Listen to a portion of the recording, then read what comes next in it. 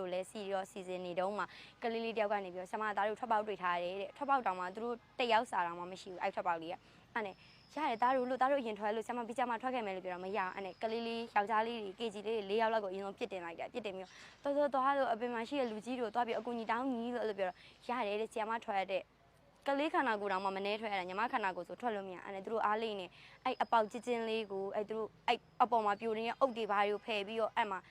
ထွက်လာတော့ခန္ဓာကိုယ်နည်းနည်းအပုံးပဲလေးရှိရဲ့အပုံးပဲရှိရတော့မပြောပါတော့တာပဲအဲ့နဲ့ခေါင်းပေါက်တဲ့ကလေးတွေလက်ကျိုးတဲ့ကလေးတွေကိုချီရှိပြီးတော့သမီးကလေးတွေအတွင်းထဲမှာကြံသေးတယ်ကဲပေးပါအောင်ဆိုပြီးတော့ចောင်းဆောင်ပြပြကြဆိုတော့အရှိဘက်ကိုခုံးကြလာတာအဲ့ခုံးကြလာတဲ့အချိန်မှာအဲ့အနောက်ဘက်ဒီရေကန်ပေါက်ဘက်ခုတော့ဖြိုလိုက်တော့ကျတော့ပစ္စည်းပုံကတော့နည်းနည်းပြက်သွားပြီပေါ့နော်အဲ့အပေါက်လင်းရဲ့သမီးကလေးတွေရှိပါသေးတယ်အဲ့ဆိုလဲဆီယမထွက်လာတဲ့ကလေးအပေါက်ကိုလိုက်ပြဆီယမကလေးတွေဘယ်နောက်မှဆက်နေခဲ့ရလဲဆိုပြီးတော့လိုက်ပြတော့ဆမဒီဘောက်ကထွက်လာတာတေချာလို့လားသူတို့တောင်မှသူတို့ကြည့်ရတယ်အပေါက်ကအရင်သေးလုံးအချင်းနေဘလို့မှဆမဒီဘောက်ကထွက်လာတေချာလို့လားဒီဘောက်တေချာလာတယ်ဟုတ်တယ်သမီးဒီဘောက်ကနေထွက်လာတာအဲ့ထက်မှကလေးတွေလည်းရှိပါသေးတယ်ကဲပေးပါအောင်ဆိုမှ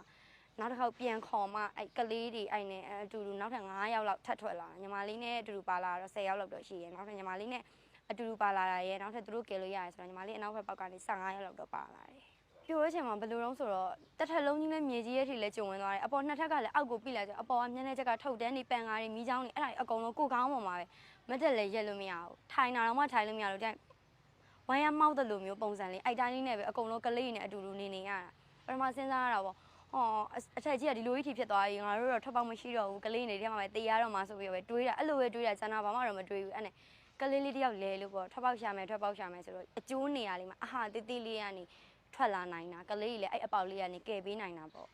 စုစုပေါင်းတက်နေရဆိုတော့ KG ရဲ့ Plan 1 Plan 2ရဲ့အရာ200နီးပါးရှိတယ်ကျန်တဲ့အတန်းတွေ4 5 6တန်း9တန်းဆိုရင်စုစုပေါင်းအရာဟိုက450လောက်ရှိတယ်တင်တန်းမှာသူအတန်းနဲ့သူထန်နဲ့သူခွဲပေးထားညီမလေးတို့ကျတော့ကလေးလေးတွေဆိုတော့အပေါ်အတက်ဆင်းကြတော့အစင်မြမပြေမှာဆိုလို့အောက်ထပ်မှာပဲထားပေးထားတာလေအဲ့အောက်ထပ်မှာထားပေးထားတော့မှဒီလိုတဘာဝဘေးရောက်ဝင်လာတော့ကျတော့ဘလုံးမှမလွတ်သွားတော့တာပေါ့ဖြစ်တဲ့နေ့ကဆို120လောက်ရှိတယ်120ရှိတယ်နောက်မို့ဆိုအကြောင်းသားတွေအများကြီးပဲဖြစ်စင်တော့ကလေးလေးတွေကိုစာမွဲဖြည့်ပြီးတယ်လေအဲ့တရက်နေ့ဆိုရင်ညီမလေးတို့တင်တဲ့ဆင်မွဲတင်တဲ့နောက်ဆုံးနေ့ရောက်တော့မှစာမွဲပါညာစစ်ပြီးတော့အဲ့ကလေးတွေကလည်းတချို့လာတဲ့ကလေးရှိသလိုစာမွဲဖြည့်ပြီးဆိုမလာတဲ့ကလေးတွေရှိတယ်မလာတဲ့ကလေးတွေတော့ကတော့လွတ်သွားတာပေါ့လာတဲ့ကလေးကြတော့လည်းနည်းနည်းကံမဆိုးမကောင်းကြသွားဘူးလွတ်သွားတဲ့ကလေးတော့ကတော့ကံကောင်းတာပေါ့မလွတ်တဲ့ကလေးကြတော့လည်းကံဆိုးသွားတာပေါ့120ထဲမှာဘယ်နှယောက်လောက်လုပ်ခဲ့ဆို80ကျော်80လောက်ကတော့အကုန်လွတ်တယ်ညီမနဲ့15ယောက်လောက်ပါတယ်ဆိုတော့အဲ့ထက်မှာကြံခဲ့တဲ့ကလေးတွေကဆီယာမတယောက်အခုထိန်းတဲ့ဆီယာမတယောက်ပါတယ်အဲ့6ထုတ်တန်းပြီးတဲ့ဟာတွေခါထုတ်တန်းပြီးတဲ့ဟာဆို6လောက်ကတော့အဲ့ထက်မှာကြံနေခဲ့ရတယ်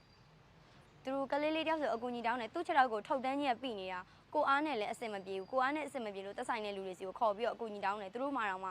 လုံးဝအစင်မပြေလို့ဆိုပဲကလေးလေး6လောက်ကို